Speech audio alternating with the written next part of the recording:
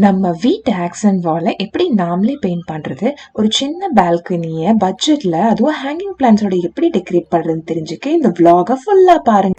உலக தமிழ் நண்பர்களுக்கு சாய்ராம்ஸ் லைஃப் கேமின் அன்பான வணக்கங்கள்.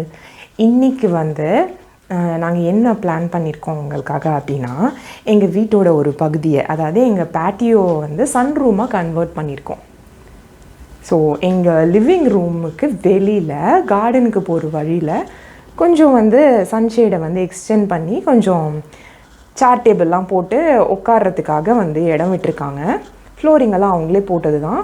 நாங்கள் இந்த கிளாஸ் வாலை மட்டும் இன்ஸ்டால் பண்ணி ஒரு பேட்டியோ கட்டியிருந்தோம். இப்போ அதை டெக்கரேட் பண்ணுறதுக்கு, ஏன்னா வின்டரில் இந்த பக்கம் குளிர் தாங்க முடியாது சாயந்தர நேரம். ஸோ நாங்கள் இங்கே இருக்க மாட்டோம். ஆனால் சம்மர் அப்பையும் ஸ்ப்ரிங் அப்பையும் ஆட்டமில் கூட கொஞ்ச நாள் ஈவினிங் நேரத்தில் இங்கே உட்காந்து டீ குடிக்கிறதுக்கு, பசங்க கார்டனில் விளையாடும்போது வேடிக்கை பார்க்குறதுக்கு ஏற்ற இடம் இது தான். ஸோ இதை கொஞ்சம் அப்படி பிளெயினாகவே இருந்துச்சு, டெக்கரேட் பண்ண போகிறோம். இதுதான் இன்னைய திட்டம். என்ன பண்ணுறோன்னு பார்க்கறதுக்கு ரெடியா நீங்கள்?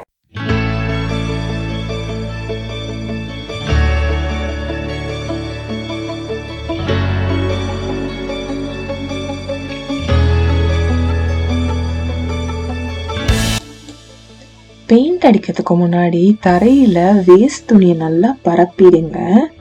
வாலை சுத்தி ஃப்ரேம் மாதிரி மாஸ்கிங் டேப் போட்டுக்கோங்க. ப்ரஷ்ஷை விட ரோலர் ரொம்ப நல்லது. ஓரத்துல மட்டும் பெயிண்ட் ப்ரஷ் யூஸ் பண்ணுங்க. ரோலர் ஃபுல்லா பெயிண்ட்ல நனைஞ்சு இருக்கணும். இந்த மாதிரி வெயில் வர்ற இடமா இருந்தால் ஆக்சன் வால்க்கு டார்க் கலர்ஸ் சூஸ் பண்ணலாம். அப்படி இல்லைன்னா எல்லோ மாதிரி லைட் அண்ட் பிரைட் கலர்ஸா சூஸ் பண்றதா நல்லது. 2 கோட் பெயிண்ட் அடிச்சாச்சு. நாங்கள் அடித்த பெயிண்ட் இதுதான், ஓரியன்டல் நைட்டு டாப்மேனோட பெயிண்ட்டு.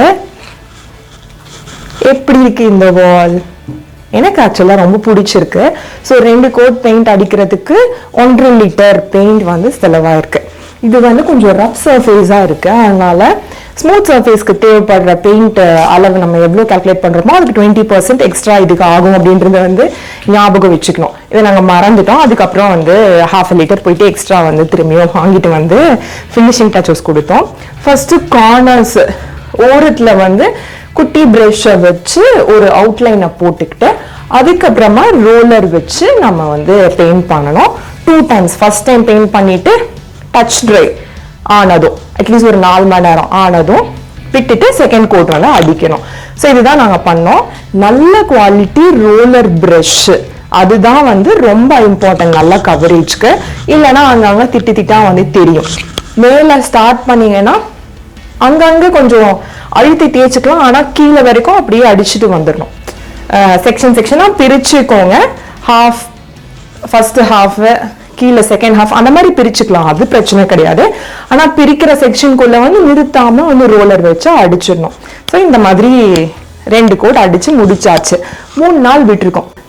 புதுசாக பெயிண்ட் அடித்த செவுத்து மேலே எதனா டெக்கரேஷன் பண்ணணும், ஸ்டிக்கர்ஸோ இல்லை வால்பேப்பரோ ஒட்டணும்னா ஒரு விஷயம் ஞாபகம் வச்சுக்கணும். அதாவது ஒரு 2 வாரமாவது விட்டுட்டு அதுக்கப்புறமா எதனா ஒட்டுறது நல்லது.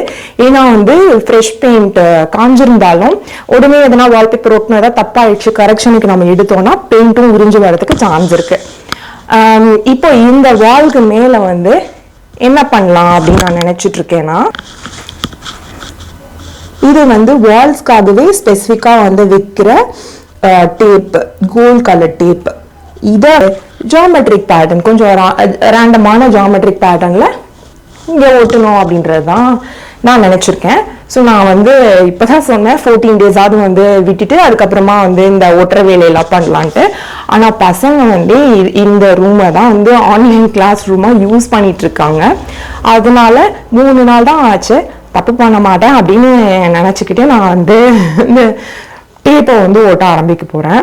ரேண்டம் ஜாமெட்ரி ஷேப்புன்னு சொன்னாலும் ஒரு சாக் பீஸும் மெஷரிங் டேப்பும் வச்சு ஃபஸ்ட்டு அங்கங்கே எங்கே ஸ்டார்ட் பண்ணணும், எங்கே என் பண்ணணும் அப்படின்றத மார்க் பண்ணிவிட்டு ஓட்ட போகிறேன். அதுக்கப்புறமா என்னென்ன டெக்கரேட் பண்ணுறேன்ட்டு ஒன்று ஒன்று நீங்கள் பார்க்க போகிறீங்க.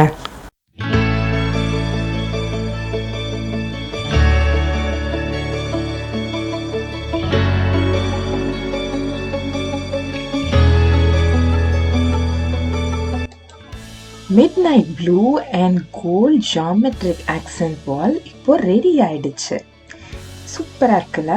இப்போ இந்த ஏசியை மட்டும் கண்ணில் படாத மாதிரி மறைக்கணும். அதுக்கு என்ன பண்ணலான்னு யோசிச்ச போது உங்களுக்கு என்ன தோணுச்சுன்னா, இதை சுற்றி ஒரு டேபிள் மாதிரி, ஒரு கூண்டு மாதிரி ஒரு டேபிளில் பில் பண்ணிட்டோம்னா அது மேலே டிவி வச்சுக்கலாம், ஏசியும் தெரியாது. அந்த கூண்டு ஏர் போகிற மாதிரி நடுவில் காற்று போயிட்டு வர்றதுக்கு இடைவெளி இருக்கணும். இதுதான் பிளானு. ஸோ மெஷர் பண்ணால் 60 சென்டிமீட்டர் ஹைட் வருது. ஸோ இந்த மாதிரி பா வடிவில் 6 கட்டைகளை அடித்து உள்ள பீஸ் கொடுத்து மேலே டேபிள் டாப்பும் பண்ணணும். இதுதான் ஐடியா.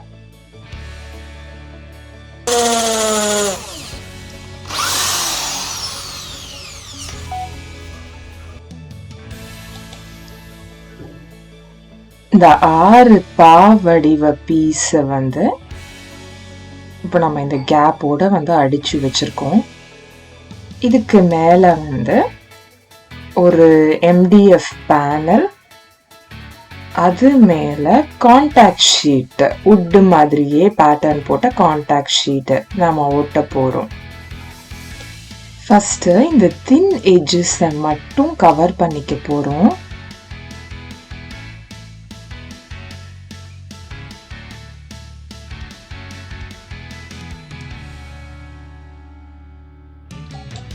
எட்ஜஸை ஒட்டி முடிச்சதும் இப்போ மேலே ஒட்ட போகிறோம். பேக்கிங் பேப்பரை கொஞ்சம் கொஞ்சமாக பிச்சு எடுத்துட்டு ஒரு கிரெடிட் கார்டை வச்சு நல்லா ஏர் பபிள் ஃபார்ம் ஆகாமல் அழுத்தி தேய்ச்சி ஒட்டிக்கிட்டே வரணும். பொறுமையாக பண்ண வேண்டிய வேலை இது.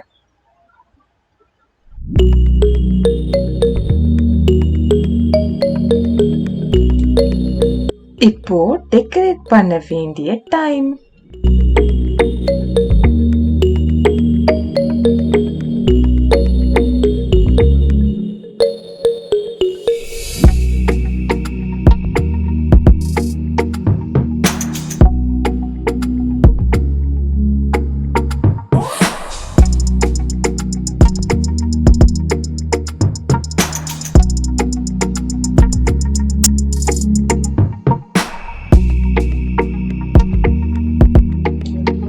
இந்த கலர்ஃபுல்லான டயர் சீட் ரெண்டும் நாங்களே வீட்டில் பண்ணது தான்.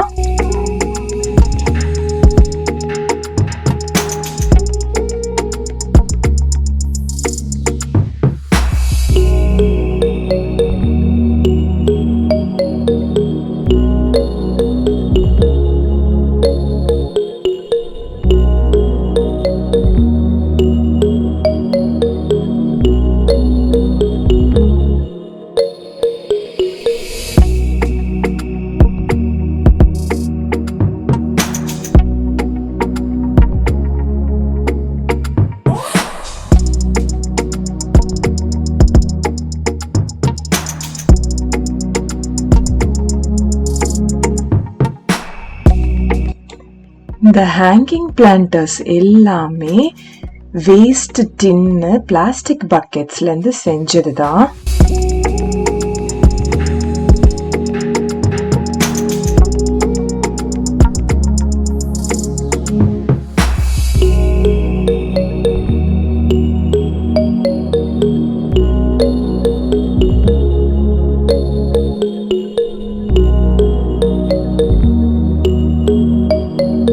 இது பிளெயின் ஒயிட் செராமிக் பிளான்டர்ல பெயிண்ட் பண்ணது.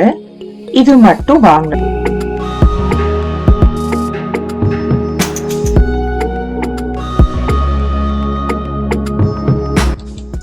Bye friends.